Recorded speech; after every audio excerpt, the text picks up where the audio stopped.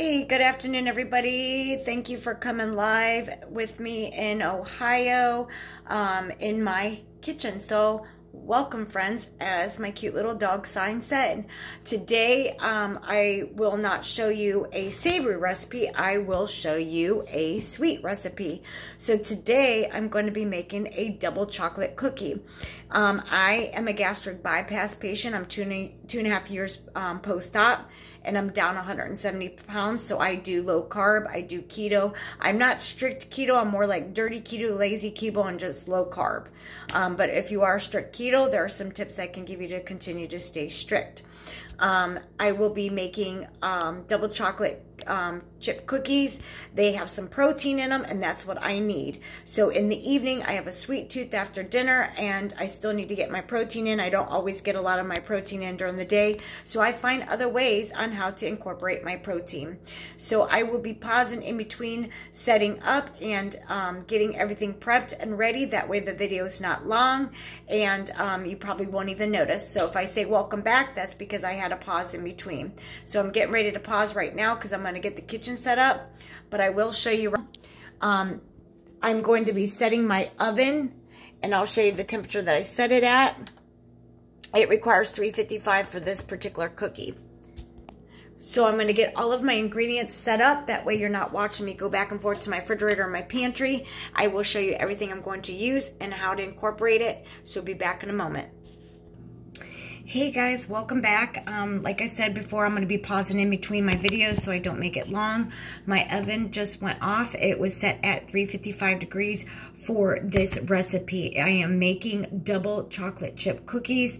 I will show you how. I have not decided if I'm going to incorporate any peanut butter in this recipe or not, but I want to show you what I've done so far.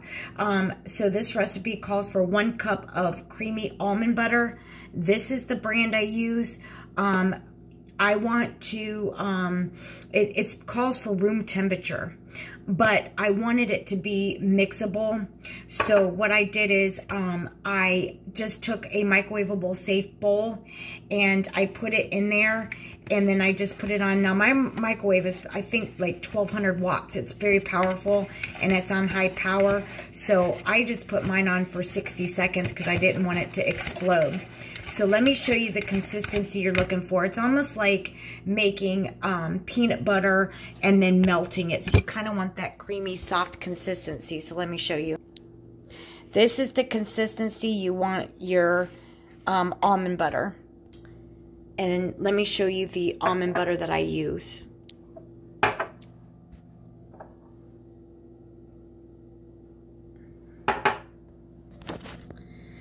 Okay, so I just use, it's a no sugar added almond butter. So you just want to get it to melt. The next thing that you need is 1 tablespoon of melted butter. So I'm going to add everything in my metal mixing bowl. So I just added my butter. It's already been pre-melted. So you want to use 1 tablespoon of salted butter and 1 cup of almond butter, no sugar added. You can find it in the peanut butter aisle. Some grocery stores it may be in the baking aisle, but I found mine at my local Walmart in the baking aisle. I am keto, low carb. I'm not strict keto. I'm more like dirty keto, lazy keto. But depending upon the recipe, it may be, you know, strict keto. I'm making double chocolate chip cookies if you're just coming on to join me. I just added into my baking pan some almond butter.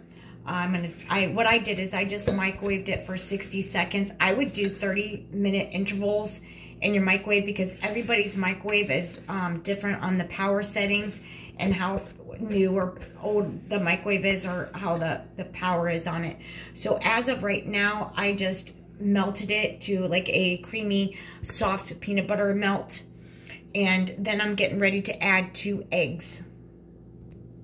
Okay, so I just added 1 cup of no sugar added almond butter. I melted it for 60 seconds. Like I said, everybody's microwave's different, so do it in 30-second increments until you get the soft, creamy texture where it's mixable. I'm just going to use a Wix. If you want to use an electric mixer, you can do that. But if you get everything to like a mixing creamy consistency, you don't need to use an electric mixer. I'm just saving on the cleanup, so I'm just using a wire whisk. If I feel like the almond butter sticks, I may go to the mixer. But as of right now, I'm just mixing everything together. Now, I added 2 eggs, 2 large eggs. I added 1 tablespoon of salted butter. The next thing that I want to do is add in a 2 tablespoons of almond milk. I get the unsweet almond milk. However, you can add in whatever you want. So I'm getting ready to add that right now. Just 2 tablespoons of almond milk.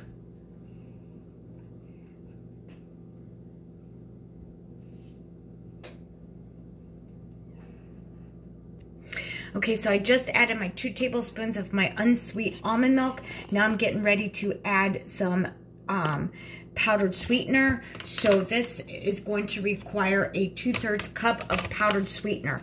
Now I use Swerve. You can use Pyre. You can use Splenda if you want. You can use monk fruit. I like Swerve.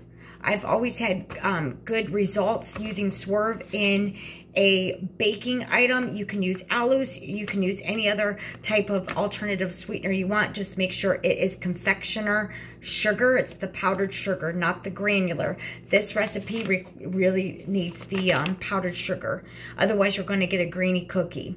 So I'm going to add 2/3. And then the next step would be to add my vanilla, my cocoa powder, and my powdered, my baking powder. Okay, guys, so what I added all together is my 1 cup of almond butter. And I use this brand. It's no sugar added. I just got it from my local Walmart in the peanut butter aisle. The next thing I added is 2/3 cups of Swerve powdered sugar sweetener. Let me show you that again.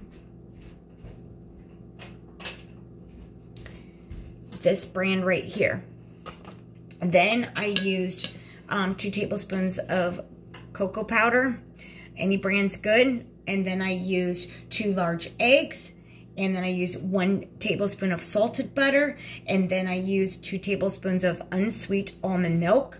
And then I used 1 teaspoon, not tablespoon, teaspoon of baking powder. And then 1 teaspoon of just vanilla. And this is the baking powder. So all that is mixed. So what I'm going to do is whisk it together. You can use an electric mixer if you want. If you feel like it'll incorporate this better. I'm just trying to save a cleaning step by just whisking this all together. If you melt your butter and you melt your almond butter, your 1 tablespoon of your salted butter and your almond butter, it'll whisk together fine. I'm going to, it comes into like a brownie type of feel. So I'm going to keep whisking this together and then I will be right back. Okay, so I am just mixing it in to make sure it's all incorporated. As I stated before, if you feel either a hand mixer or a stand mixer will work better for you, that's fine. I need a good workout.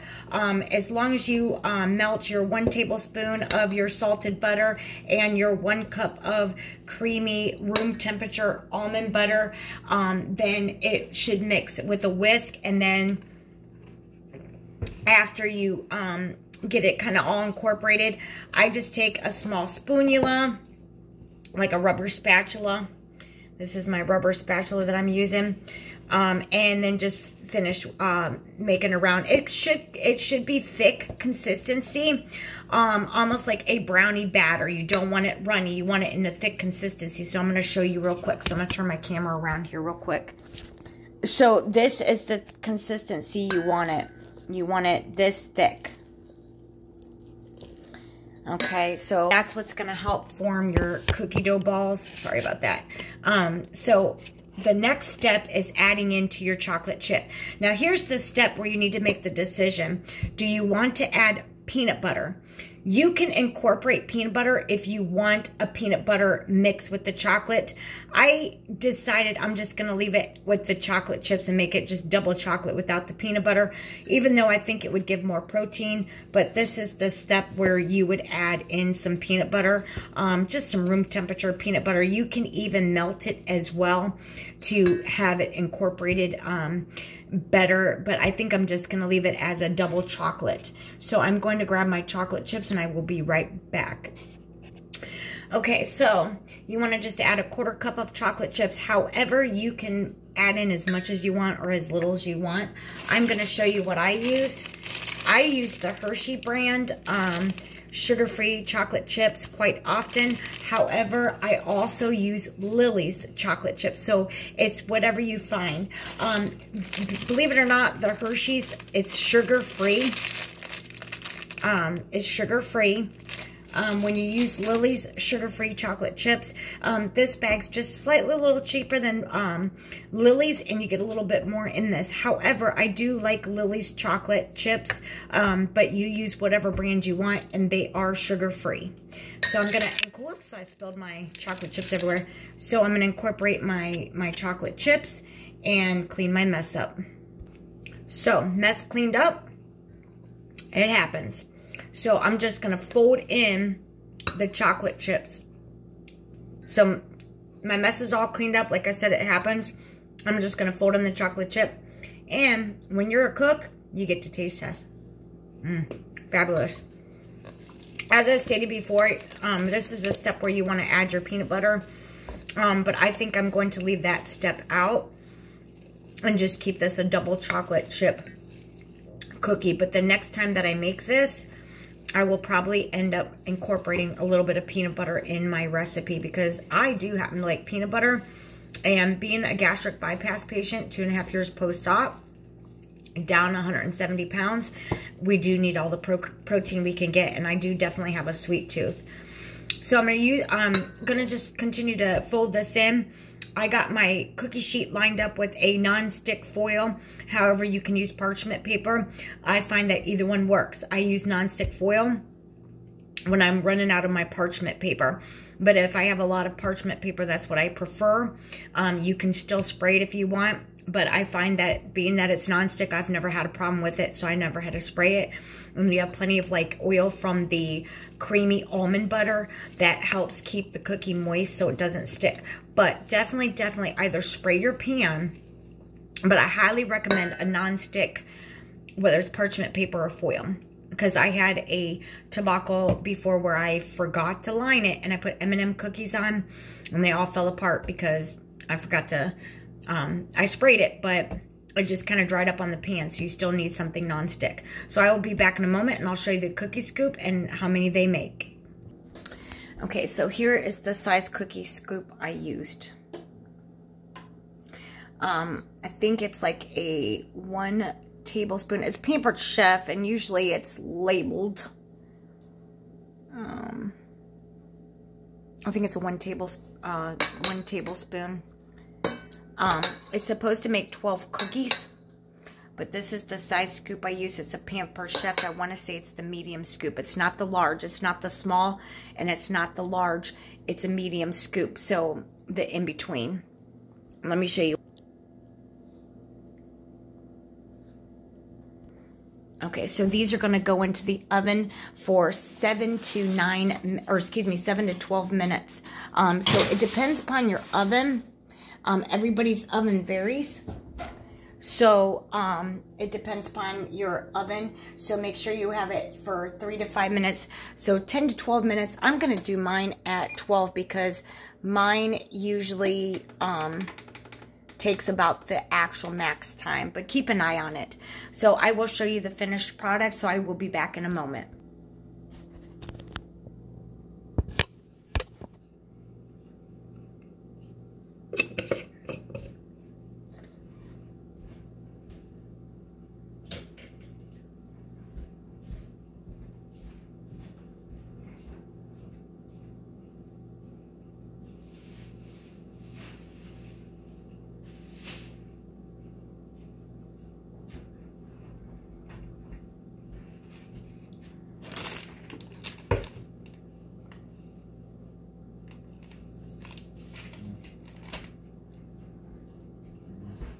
I know, I got shit on my feet, so it's all out here. It's getting on my nerves.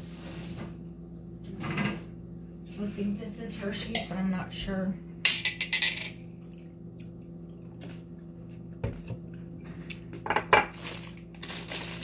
Yeah, Hershey's or Lily's.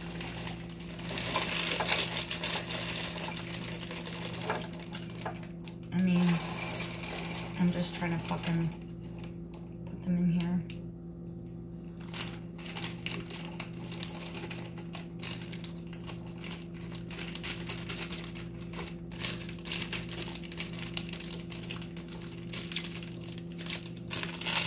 Okay.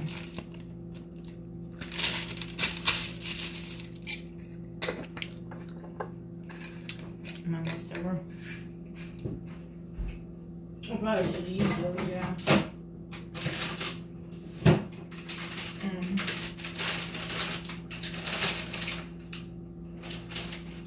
Little chocolate chips, so.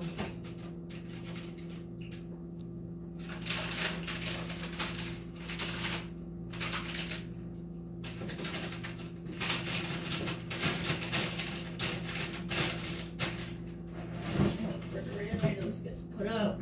I know, I shouldn't be like eating anymore because I suck on my Hershey's chocolate in the afternoon.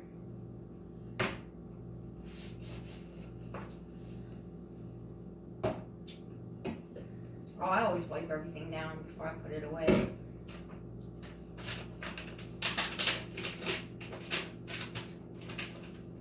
I know if I don't get to this today, I'm not going to worry about it. I'll do it like tomorrow or Wednesday or whatever day.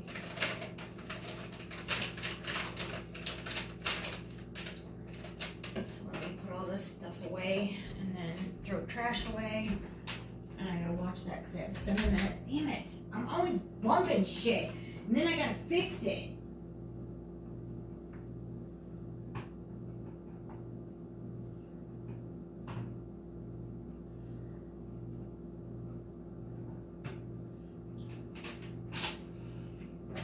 I've been wanting to make those, but I just never had the energy to do it.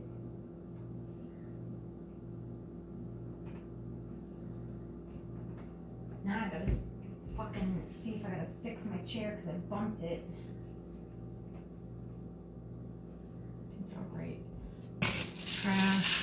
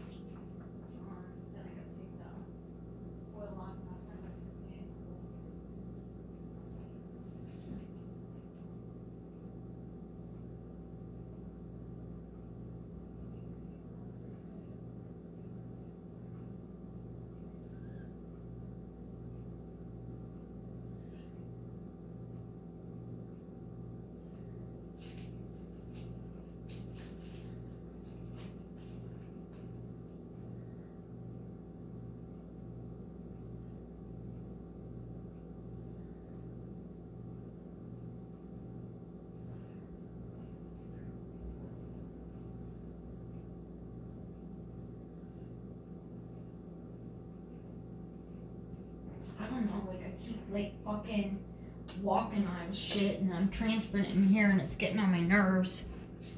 And I'm trying to keep my rug and everything, you know, even.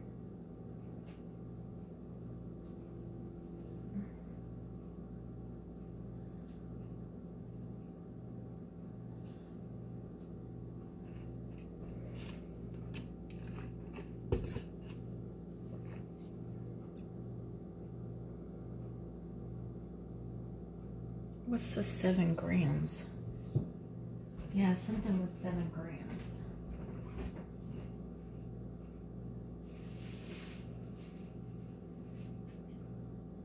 Oh, protein.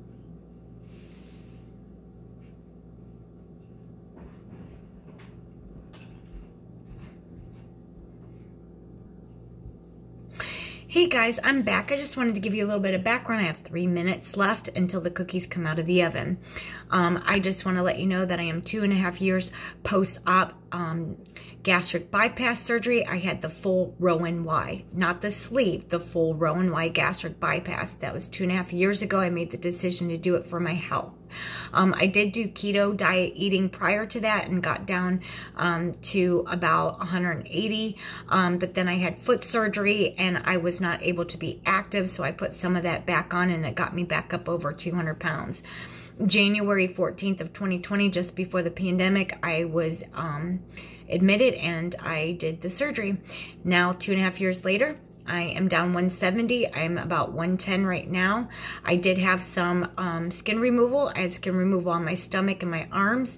And August 4th, I will be having thigh-plasty, so skin removal off my thighs. But I keep it keto because if anybody knows what a gastric bypass patient has to do is we have to keep a low profile on our carbs in order to keep our weight down and to be successful on the program. You also want to watch your sugar because you don't want to have the dumping syndrome. The dumping syndrome is not fun and it's not easy to go through it. If you're unsure what the dumping syndrome is if we get high amounts of sugar and our body can't tolerate it. There are certain foods that we can't tolerate as well and we could get the dumping syndrome. I've had really good luck. Only a few things make me dump. I still get it 2.5 years post-op, but not quite as often as I did when I first came out of surgery and was able to start incorporating foods into my diet, such as soft foods, and then going into the hard foods or normal foods. There's steps that you have to go through. But if you're interested in that, I can do a post later on exactly what gastric bypass surgery is and the steps and process that you have to go through and some of the do's and don'ts and insurance. But that's another video. But if you're curious what the dumping syndrome is, it's hard to explain, so I just direct everybody to Google. So just Google what is dumping syndrome with a gastric bypass patient, and it'll describe what we kind of deal with. So I keep all my cooking low carb or keto. I am not strict keto. I am dirty or lazy keto or just low carb. And in a nutshell, it's the WOE diet, which is a way of eating. So I keep everything low sodium, low carbs, and I definitely have to watch my sugars. So I wanted to give you an update because I have 40 seconds left before these come out of the oven. 7 grams of protein. The biggest thing that we have to watch after having gastric bypass is protein, protein, protein. So these cookies, each cookie is 7 grams of protein, only 1 gram of sugar, and it has only 2 net carbs, you guys, per cookie. So don't feel guilty. So I'm going to get these out of the oven. So I'm going to pause this and be right back. Okay guys, they are out of the oven. Now my oven usually takes about the full time it says. So if it says 8 to 10 minutes or, you know, 10 to 12 minutes, mine's going to take the full amount. I have a Frigidaire oven. It's a glass top, but mine usually takes the full amount. So it was at 355 degrees and here they are out of the oven. I have it lined up with a non-stick foil. However, you can use parchment paper. I was a little low on my parchment paper and I need it for a future recipe, so I haven't been to the store to grab any yet, so I figured I would just use my non-stick foil. I use this on my grill and I've never had an issue. There is butter and almond butter in there, so it helps keep it moist. I'm just gonna let this sit for just a few minutes and then I'm gonna transfer it to my cooking sheet to rest. And then I will do a taste test with everybody and tell you how it is. So I will be back in a moment. As I stated before, I'll pause in between. Hopefully I did it successfully and not accidentally not pause it and then was cleaning up. And so I apologize if that happened. But that's it for the cookies. Once again, I want to reiterate that being a gastric bypass patient, we have to watch our sodium. So I try to do like a lot of low sodium, but in this case, it needed 1 tablespoon of salted butter. There's no sodium incorporated in it other than the salted butter. And then I used unsweetened almond flour. It's 1 cup. I used 2 eggs, and then I used vanilla, and I used baking powder.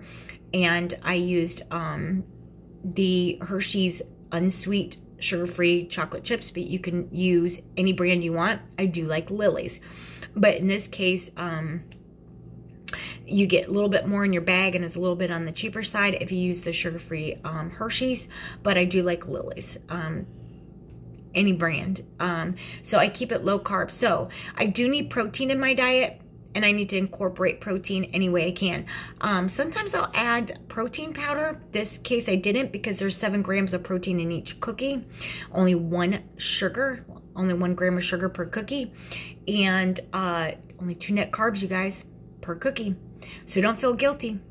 So those of you also wonder how I manage to keep track of my carbs. This could be another video as well, but just real quickly, I use Carb Manager, and then I just incorporate all the ingredients and everything that I do. If it's anything that you can scan the barcode and you just follow the quantity that you're allowed to have. So if it says, say, 2 cookie, I put in 2 cookies, and I follow that on my Carb Manager. But I'm going to transfer these, and I will be right back.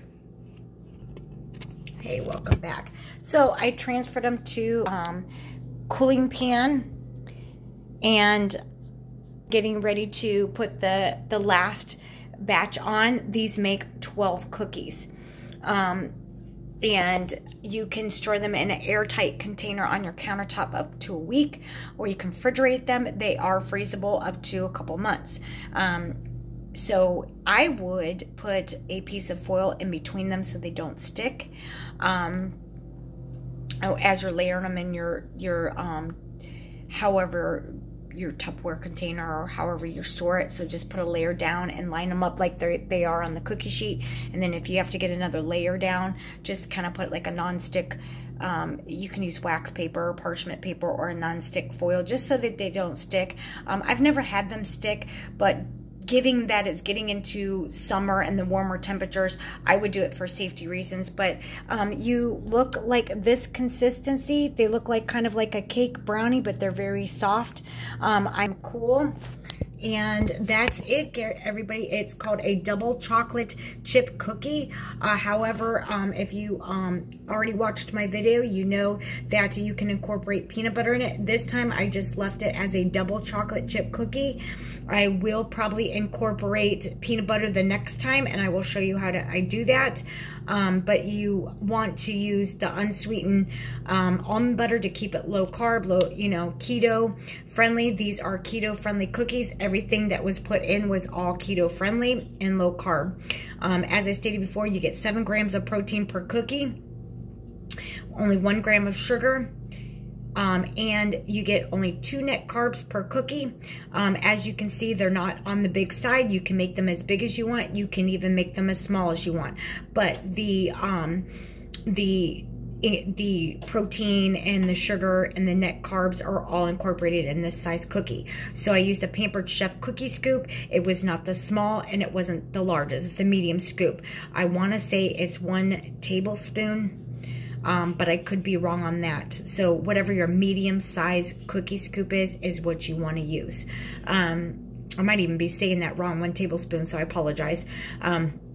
I have like a brain fart going on today. I had a lot going on this morning, so I'm like half asleep. So just remember, it's the medium Pampered Chef scoop. If you go to your local Walmart or your Bed Bath & Beyond and you have cookie scoops, just remember, they have a small, medium, and a large. They may have an extra large, but I've only seen like the small, medium, and the large. So just make sure it's the medium. But if you want them bigger, these make 12, so you may only get maybe 6 big ones. But if that's all you want, just remember to double the, like the carbs and so forth. But with making 12 cookies, that's 2 net carbs per cookie. So just remember to double it if you double your scoop, obviously. Thank you for joining. Please, please, please subscribe to my YouTube channel. It's under Melissa's Keto Kitchen and More. I have a link in my bio on my Facebook page under Melissa McFrederick. I also have a link in my TikTok page for my YouTube page on Fur Babies for Life under my TikTok page, or just Google Melissa McFrederick under YouTube. But it's Melissa's with apostrophe S _ keto _ kitchen _ and _ more. So Melissa's Keto Kitchen and more.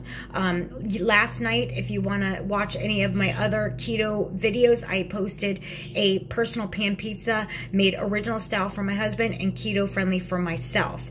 And last week I posted a taco bake. So if you want to follow me for more recipes, I'm keeping it keto. You have a great day, you all. Thank you for joining from my kitchen to yours. Have a good day.